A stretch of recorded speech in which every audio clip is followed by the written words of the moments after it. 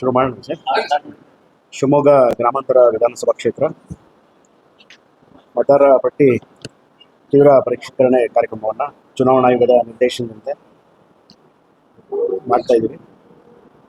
ಈಗ ಅಂತಿಮ ಘಟ್ಟದತ್ತ ಮತದಾರರ ಪಟ್ಟಿ ತೀವ್ರ ಪರಿಷ್ಕರಣೆ ಕಾರ್ಯಕ್ರಮ ನಡೀತಾ ಇದೆ. ಶಿವಮೊಗ್ಗ ಗ್ರಾಮಾಂತರ ವಿಧಾನಸಭಾ ಕ್ಷೇತ್ರಕ್ಕೆ ಸಂಬಂಧಿಸಿದಂತೆ ಒಟ್ಟು 249 ಮತಗಟ್ಟೆಗಳಿದೆ.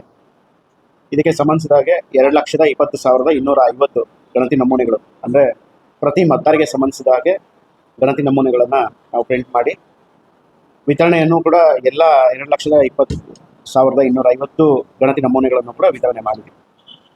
ಇದಕ್ಕೆ ಸಂಬಂಧಿಸಿದಾಗೆ 2,17,15 ನಮೂನೆಗಳು ಡಿಜಿಟಲೀಕರಣ ಆಗಿದೆ. ಅಂದರೆ 98.53% ನಮೂನೆಗಳು ಆಗಿದೆ. ಇನ್ನು ಕೇವಲ 3,235 ನಮೂನೆಗಳು ನಾವು ಆಲ್ರೆಡಿ ವಿತರಣೆ ಮಾಡಿದ್ದೀವಿ.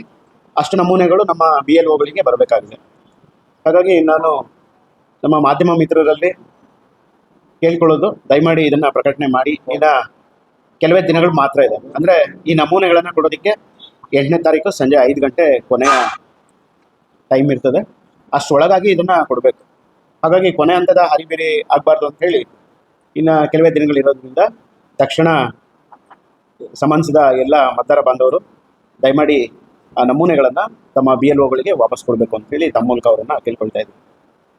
ಈಗ ಏನು ಡಿಜಿಟಲೀಕರಣಗೊಂಡ ನಮೂನೆಗಳು ಬಂದಿದೆ, ನಮ್ಮ ವಿಧಾನಸಭಾ ಕ್ಷೇತ್ರಕ್ಕೆ ಸಂಬಂಧಿಸಿದಾಗೆ ಒಟ್ಟು 17,147 ASDDO ಪ್ರಕರಣಗಳಿದೆ. ಅಂದರೆ ಆಬ್ಸೆಂಟ್, ಅಂದರೆ ಗೈರು ಮತದಾರರ ಸಂಖ್ಯೆ 1,283 ಇದೆ. ಪರ್ಮನೆಂಟ್ ಶಿಫ್ಟೆಡ್, ವಲಸೆ ಆಗಿರೋಂಥವ್ರು 8,108 ಇದೆ. ಮರಣ ಆಗಿರೋರು 5,517 ಇದೆ. ಪುನರಾವರ್ತನೆ ಆಗಿರೋರು 2,224 ಇದೆ. ಇತರೆ ಕಾರಣಗಳಿಂದ ಇರೋಂಥವ್ರು 15 ಜನ ಇದೆ. ಒಟ್ಟು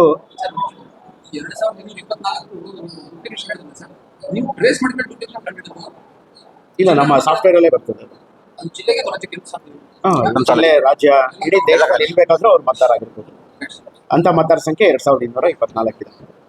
ಇತರೆ 15 ಇದೆ. ಒಟ್ಟು 17,147. ಅಂದರೆ ಒಟ್ಟು ಮತದಾರ ಪಟ್ಟಿಯಲ್ಲಿ 7.79% ಇದೆ. ಈಗ 8,118 ವಲಸೆ ಅಂತ ನಾವು ಮಾಡಿದ್ವಿ ಅಂತ ಅವರು ಯಾರು ಬಂದು ನಾವು ಇಲ್ಲೇ ನಮ್ಮ ಮತದಾರ ಪಟ್ಟಿಯಲ್ಲಿ ನಮ್ಮ ಹೆಸರನ್ನು ಮುಂದುವರಿಸಬೇಕು ಅಂತೇಳಿ ಮತ್ತೆ ಬಂದು ಅವ್ರು ಕೇಳ್ಕೊಂಡ್ರೆ ಅದನ್ನು 8ನೇ ತಾರೀಕುವರೆಗೂ ಅವಕಾಶ ಇದೆ. ಆ ಥರದ್ದು ಯಾವುದೇ ಮತದಾರ ಬಂಧುಗಳು ಬಂದರೆ ಅವ್ರನ್ನ ಮತ್ತೆ ನಾವು ಇದೇ ಪಟ್ಟಿಯಲ್ಲಿ ಮುಂದುವರಿಸೋದಕ್ಕೆ ಕ್ರಮ ತಗೊಳ್ತೀವಿ. ಮತದಾರ ಪಟ್ಟಿ ಇಲ್ಲಿ ಪ್ರಕಟ ಆಗುತ್ತೆ. ಅಂಥ ಸಂದರ್ಭದಲ್ಲಿ ಈ ASDD ಪಟ್ಟಿ ಹೊರತುಪಡಿಸಿ ಉಳಿಕೆ ಎಲ್ಲ ಮತದಾರರ ಹೆಸರು ಕೂಡ ಮತದಾರ ಪಟ್ಟಿಯಲ್ಲಿ ಇರ್ತದೆ. ಆಮೇಲೆ ಕೂಡ ನಮೂನೆ 6 ಕೊಡೋದ್ರ ಮೂಲಕ ಮತ್ತೆ ಮತದಾರ ಪಟ್ಟಿಗೆ ಹೊಸದಾಗಿ ಸೇರ್ಪಡೆ ಆಗೋದಕ್ಕೆ ಪ್ರತಿಯೊಬ್ಬರು ಕೂಡ ಕ್ರಮ ವಹಿಸ್ಬೋದಾಗಿರ್ತದೆ. ಹಾಗಾಗಿ ಒಂದು ವೇಳೆ ಡ್ರಾಫ್ಟಲ್ಲಿ ASDD ಪಟ್ಟಿನಲ್ಲಿ ಅಲ್ಪ ಸ್ವಲ್ಪ ವ್ಯತ್ಯಾಸಗಳಾಗಿದ್ರು ಕೂಡ ಯಾರು ಕೂಡ ಅದ್ರ ಬಗ್ಗೆ ಹೆಚ್ಚಿನ ಆಲೋಚನೆಯನ್ನು ಮಾಡೋ ಅಗತ್ಯ ಇಲ್ಲ. ಆಮೇಲೆ ಕೂಡ ಮತದಾರ ಪಟ್ಟಿಗೆ ಅರ್ಜಿಯನ್ನು ಕೊಡೋದ್ರ ಮೂಲಕ ಹೆಸರನ್ನು ಸೇರ್ಪಡಿಸ್ಬೋದು.